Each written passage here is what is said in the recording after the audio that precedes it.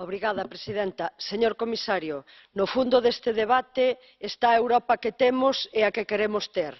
Por iso importa esclarecer que os países chamados contribuíntes líquidos foron os máis beneficiados e quen contribúe ten que saber que os seus impostos priorizan a concentración da riqueza.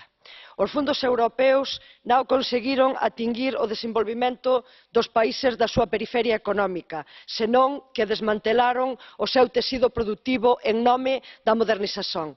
Isto pasou na Galiza coa agricultura, as pescas ou o naval, por exemplo. Os fondos garantiron a ocupación dos mercados dos países da periferia, ao mesmo tempo que aseguraron que o investimento en infraestruturas responden aos intereses do capital europeo e das súas élites. E agora que teñen os obxectivos alcanzados, dicen que xa estamos desenvolvidos. Que ironía, cando a nosa xuventude volve a emigrar para poder viver. Claro, agora precisan os fundos para tentar facer o mesmo en outros países. Señor comisario, ata o presente non houbo solidariedade. Há que mudar as prioridades dos fundos. Obrigada. Minuutti on kulunut ja vähän enemmänkin.